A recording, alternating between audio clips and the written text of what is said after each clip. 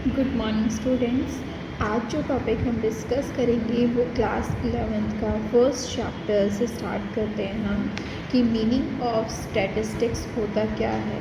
Hopefully आपको economics क्या होती है वो वीडियो पसंद आया होगा।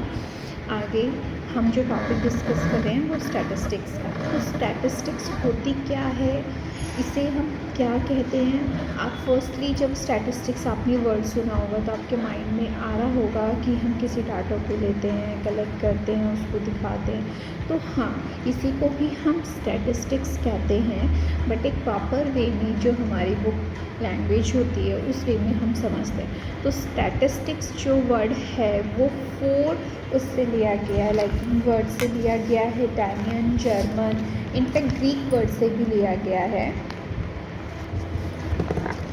लैटिन वर्ड में हम स्टैटिस्टिक्स को स्टैटिस बोलते हैं, इटालियन वर्ड में हम इसको स्टैटिस्टा बोलते हैं, एंड जर्मन वर्ड में हम इसको स्टैटिस्टिक बोलते हैं, और ग्रीक वर्ड में हम इसको स्टैटिस्क्यू बोलते हैं। बट इनका जो ऑल ओवर मीनिंग है, ठीक है, इसका मीनिंग हम एक पॉलिटिकल साइंस बोलेंगे। अब पॉलिटिकल साइंस हम इसको क्यों बोलेंगे? देखिए, जो हमारे बहुत पहले जो राजा होते थे, महाराजा होते थे, तो वो इकोनॉमिक्स को एक पॉलिटिकल जो होते हैं वही यूज़ किया करते थे। आज तो हम कॉमन पीपल लोग हर कोई यूज़ कर रहा है, लेकिन उस समय जो हमारे राजा होते थे, महाराजा होते थे, ठीक है, जो पॉलिटिशियंस होते थे वो इसका इस्तेमाल करते थे। पॉलिटिशियंस इसका इस्तेमाल कैसे करते थे? जैसे कि उनके राज्य में कितने लोग रहते हैं, कितने लोगों को किस सामान की ज़रूरत है, कब किसको किस चीज़ की नीड है, किस चीज़ की डिमांड ज़्यादा हो रही है, कि इस तरीके से वो इस चीज़ का इस्तेमाल किया करते थे, ठीक है। बट नाउ अगर हम अब देखते हैं तो स्टैटिस्टिक्स नॉर्मली हर कोई यूज़ कर रहा है अपनी डे टू डे लाइफ में, हम भी यूज़ करते हैं, हर कोई यूज़ कर रहा है, ठीक है।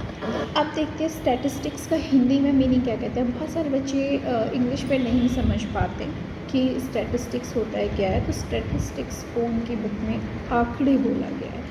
हाँ जी, आंकड़े क्या होते हैं? जो कि हम आंकड़ों को नंबर्स की फॉर्म में कोई डाटा कलेक्ट करते किसी, या फिर हम कह सकते हैं कि नंबर्स के बारे में हम स्टडी करें। इन इंग्लिश वे में अगर हम कहें कि स्टैटिस्टिक्स होता क्या है, तो स्टैटिस्टिक्स को हम क्या कहते हैं? स्टैटिस्टिक्स को हम स्टडी करते हैं नंबर की फॉर्म में।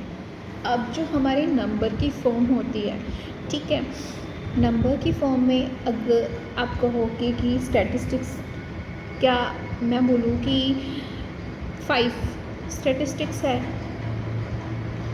जब 5 क्या भाई, क्या 5 एक सिंगल, एक इंडिविजुअल नंबर कभी भी स्टैटिस्टिक्स नहीं होता। इस चीज़ का ध्यान रखना, एक सिंगल इंडिविजुअल नंबर कभी भी स्टैटिस्टिक्स नहीं होता है।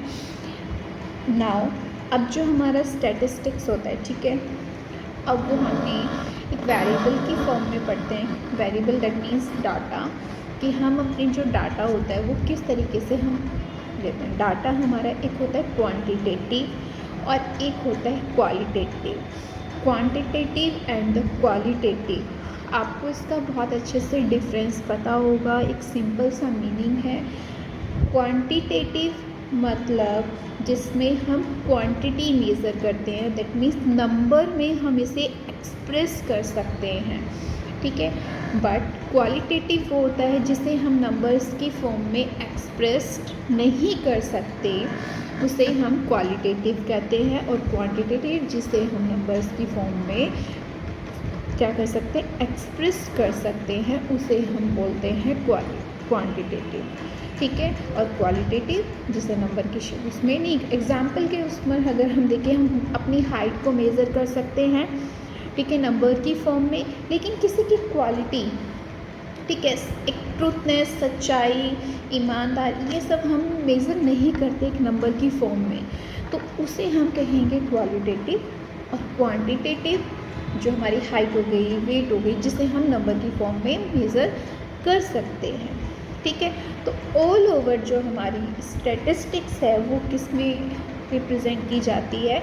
क्वांटिटेटिव एनालिसिस में उसे हम रिप्रेजेंट कर सकते हैं। अब देखते हैं कि बहुत सारे और भी अदर मीनिंग है कि क्वांटिटेटिव जो हमारा है स्टैटिस्टिक्स को हम क्या कहते हैं। स्टैटिस्टिक्स का फर्स्ट है क्वांटिटेटिव मेजर एनालिसिस, ठीक है। तो जो हमारे क्वांटिटेटिव एनालिसिस है दैट मीन्स हम उसे नंबर्स की फॉर्म में कर सकते हैं, क्वांटिटेटिव ही होना चाहिए, क्वालिटेटिव नहीं होना चाहिए, ठीक है। दूसरा हमारा बोला है statistics is a systematic study, एक सिस्टमेटिक स्टडी होती है किसकी, क्वांटिटेटिव डाटा की।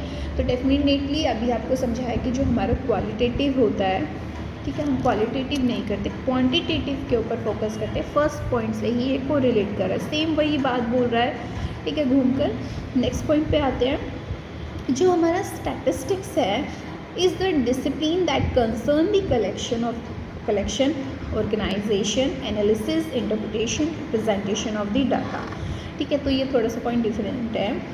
तो देखिए एक जो स्टैटिस्टिक है, स्टैटिस्टिक्स को जब स्टडी करते हैं एक डिसिप्लिन कंसर्न में करते हैं कि अगर हमें स्टैटिस्टिक फॉर्म में किसी भी डाटा को रिप्रेजेंट करना है। अब डाटा कहाँ से आएगा, पहले तो सबसे पहले हम उस डाटा को कलेक्ट करेंगे, इकट्ठा करेंगे, ठीक है। फिर उस डाटा को एक ऑर्गेनाइज करेंगे, एक ऑर्गेनाइजेशन वे में लगाएंगे, देन उसका एनालाइज करेंगे। एनालाइज करने के बाद हम अपना इंटरप्रिटेशन देंगे कि इस डाटा में क्या क्या हमने निकाला है क्या नहीं। फिर उसको रिप्रेजेंट करना भी ज़रूरी है। जब तक हम प्रेजेंटेशन नहीं देंगे, लोगों को नहीं बताएंगे तो कैसे पता चलेगा, ठीक है। तो उसको प्रेजेंट करना भी ज़रूरी। तो यहाँ पे मेन जो हमारे स्टैटिस्टिक्स के 5 टूल्स है, फर्स्टली कलेक्शन, ऑर्गेनाइजेशन, ठीक है, देन एनालिसिस, इंटरप्रिटेशन और प्रेजेंटेशन, ठीक है। तो याद रखना ये पांचों पॉइंट। अब जो ये थोड़ा सा कि मैम कलेक्शन क्या होता है, collection of data, organisation of data, तो इस पे प्रॉपर हम एक टॉपिक है, ठीक है। टॉपिक इन द सेंस ये पूरे चैप्टर्स में सब डिवाइडेड है। हम इसके इंडिविजुअली हर एक चैप्टर में पूरा स्टडी करेंगे, ठीक है। एक एग्जाम्पल देख लेते हैं।